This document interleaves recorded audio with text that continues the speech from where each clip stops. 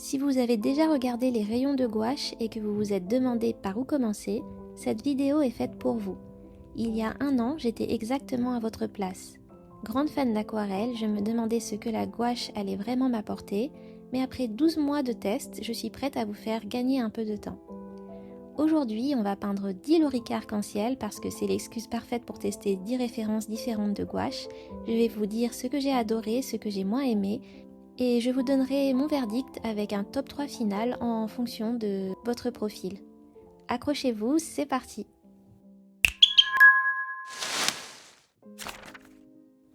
On va commencer par les gouaches premier pas parce qu'il faut bien commencer quelque part. J'ai un souvenir des gouaches Lefranc-Bourgeois pour en utiliser à l'école et je me suis dit que tant qu'à faire, on allait commencer avec ces basiques-là.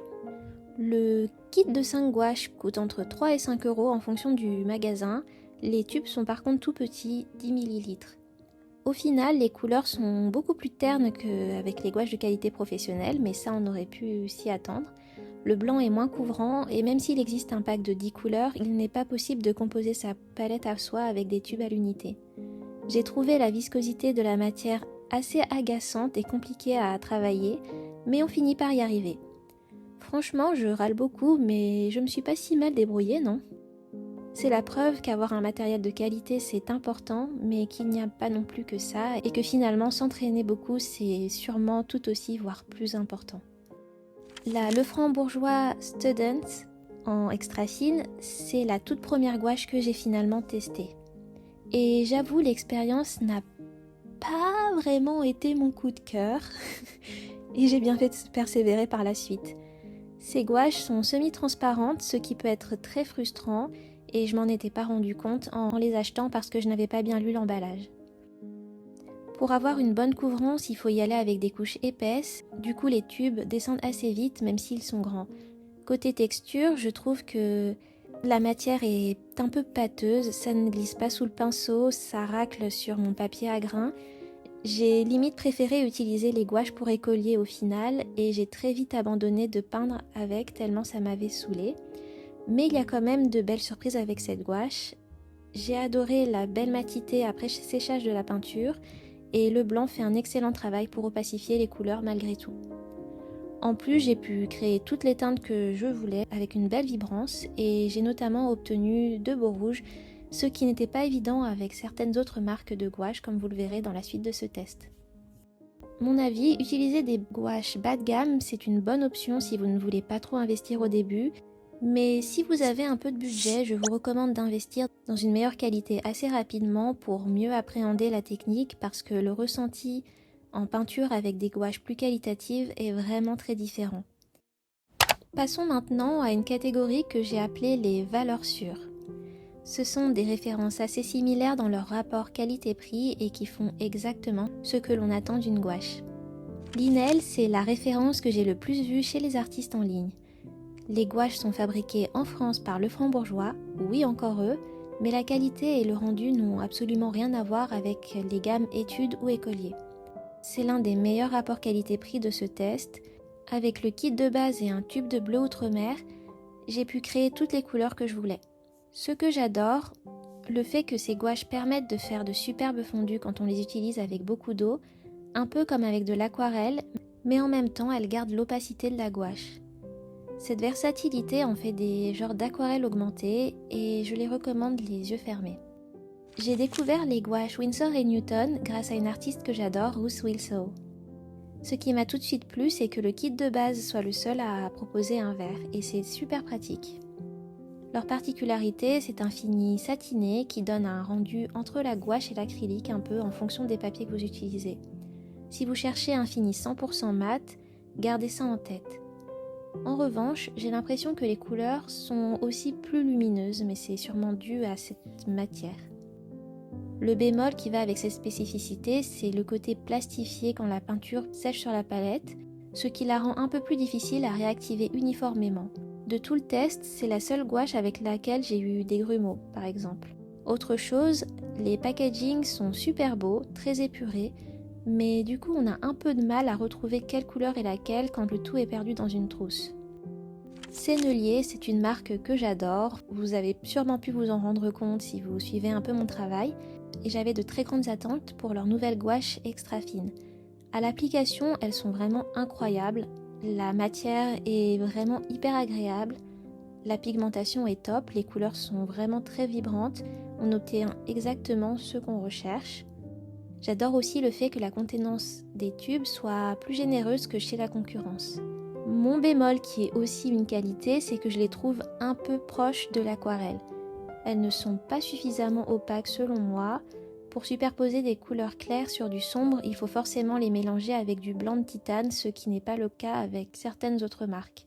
Je n'aurais pas misé un copec sur les gouaches Royal Talens parce qu'après avoir testé les Cador en premier, je n'avais pas forcément d'attente particulière pour ces gouaches. Mais franchement, elles ont été une assez belle surprise. J'ai un peu de regret de ne pas avoir trouvé le bleu Outremer à l'unité là où je les ai achetés. Pour moi, c'est un peu un équivalent de Linel, mais en version néerlandaise. La matière est très agréable à utiliser et à mon avis, on peut faire de très belles choses en prenant une gamme un peu plus étendue de couleurs. Parce que là, je n'ai testé que 5 teintes, alors que pour les autres marques de cette catégorie, j'ai utilisé un peu plus de tubes. Donc la comparaison n'est pas tout à fait équivalente et vous pouvez voir que le rendu n'est pas exactement le même en termes de couleurs aussi. Si je veux tatillonner un peu, le jaune du pack de base est un citron et ça permet de faire des verts très lumineux, ce qui m'arrange dans mon cas présent, mais les rouges sont aussi un peu moins claquants selon moi. Enfin, c'est vraiment chercher la petite bête. Ces 4 références sont quand même très proches en termes de qualité. J'essaie d'aller un peu dans le détail pour que vous puissiez vous faire une idée des différences, mais bon. Choisissez Linel si vous avez la flemme de réfléchir, Winsor si vous aimez les couleurs plus brillantes, Sennelier si vous utilisez les gouaches en combinaison avec les aquarelles de la marque et que vous voulez une pigmentation irréprochable, et Royal Talens si vous voulez pas faire comme tout le monde. Les 2 marques de la catégorie que j'ai nommées Outsiders sont un peu des ovnis dans mon test et j'avais du mal à savoir comment les classifier. Je ne les attendais pas vraiment au tournant et je les ai testées plus par curiosité, mais elles ont chacune leur spécificité assez intéressante. Les gouaches Maïmeri sont les seules avec lesquelles j'ai eu du mal à obtenir de beaux rouges et oranges. La palette de base manque d'un vermillon, je pense. D'ailleurs, vous pouvez voir sur ce loriquet que les couleurs chaudes ne sont pas aussi vives que sur les autres oiseaux que j'ai peints. Il y a aussi un temps d'adaptation et un coup de main à prendre parce que les couleurs changent beaucoup en séchant, elles deviennent plus claires. Et aussi, en séchant autour de l'embouchure du tube, les pigments ont tendance à faire une poudre. Donc attention à ne pas ouvrir les tubes au-dessus de votre création si vous ne voulez pas la salir. Cette spécificité de la matière de cette gouache, un peu en coquille d'œuf disons, ça permet un rendu final vraiment très mat, presque poudreux, un peu comme de la peinture murale. C'est pas très simple à expliquer, mais c'est une expérience assez différente de toutes les autres gouaches que j'ai testées et la pigmentation est plutôt bonne. Je pense qu'une personne qui maîtrise les gouaches Maïmeri peut faire des choses incroyables. Après, je ne suis pas sûre que ce soit vraiment très adapté à ma pratique, mais je continue à les utiliser en combo avec d'autres gouaches. L'avantage de la palette de gouache Caran d'Ache, c'est qu'on peut l'emporter en voyage avec sa palette et son pinceau intégré. Bon, ce n'est pas le format le plus compact, mais admirez la beauté de cette palette, s'il vous plaît. J'avais des doutes sur l'opacité des godets, mais j'ai été assez bluffée finalement. On peut obtenir des couleurs quasi fluo si on le souhaite, parfait pour le sujet que j'ai choisi, et en ajoutant un peu de blanc, l'opacité des godets devient vraiment très bonne. Le seul bémol, c'est le temps de séchage qui est plus lent qu'avec les gouaches en haut tube, mais c'est sans doute aussi lié avec la quantité d'eau que vous utilisez. Mais pour une palette de voyage, c'est franchement ma plus belle surprise. Elle mélange les qualités de l'aquarelle pour sa transparence et celle de la gouache pour l'opacité et la vibrance des couleurs. Je l'ai trouvée assez versatile et je suis ravie que les godets soient aussi en vente à l'unité parce que ça peut permettre de re-remplir la palette en faisant quand même quelques économies. On ne peut pas comparer ces gouaches avec des gouaches extra fines. Vous pouvez voir que le rendu n'est pas non plus un chef-d'œuvre, mais je suis vraiment obsédée par cette palette que je trouve super intéressante et elle m'a suivie partout cet été. Ce sont sans doute les meilleures en termes de qualité de toutes celles que j'ai testées. Les tubes sont juste objectivement extrêmement chers. Par contre, si vous avez le budget et l'envie, franchement, lâchez-vous. C'est un pur plaisir d'utiliser les gouaches Daniel Smith. L'opacité et la couvrance sont irréprochables, la pigmentation est dingo, pour moi la meilleure haut la main de ce test. J'ai eu un coup de cœur pour le bleu outre-mer et si vous regardez mes vidéos courtes, vous m'avez peut-être vu peindre des aplats fantastiques pour mes fonds avec. Le rouge de base n'est pas un magenta, le bleu de base est un outre-mer et pas un cyan. Et ce ne sont pas forcément les pigments les plus simples pour réaliser des beaux verts ou de beaux violets. Si vous démarrez avec Daniel Smith, je vous conseille de compléter le kit avec un cyan et un magenta pour éviter toute frustration. Le tube coûte entre 14 et 19,50 € l'unité, ça fait vraiment très mal par contre. J'avais beaucoup d'attentes pour la gouache Schmincke. Je me demandais si j'allais retrouver un concurrent européen solide pour Daniel Smith, puisque les prix sont assez proches. Et je crois que oui. La pigmentation est superbe, assez proche de celle de Daniel Smith finalement. La couvrance et la brillance des couleurs est certainement la meilleure de tout le panel que j'ai testé. Le bleu outre-mer est vraiment sublime aussi.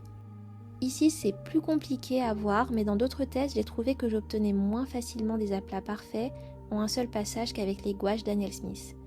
Finalement, le seul bémol reste le prix et l'absence de possibilité d'acheter cette gouache en kit de base à un prix un peu plus attractif n'aide pas vraiment.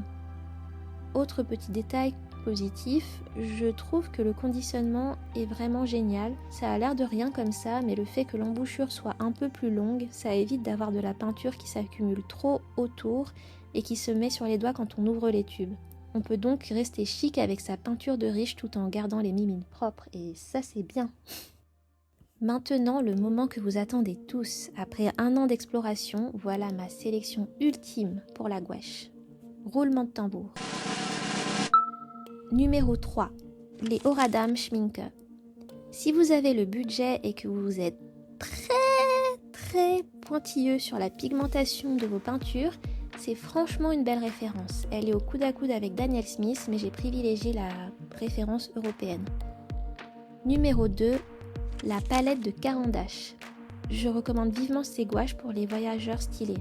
C'est la surprise totale de ce test, une palette qui allie la vivacité de la gouache et la simplicité de l'aquarelle en godet. Parfait pour peindre en plein air ou pour faire un très beau cadeau à quelqu'un qui aime les sketchbooks. Numéro 1. Les gouaches de chez Linel.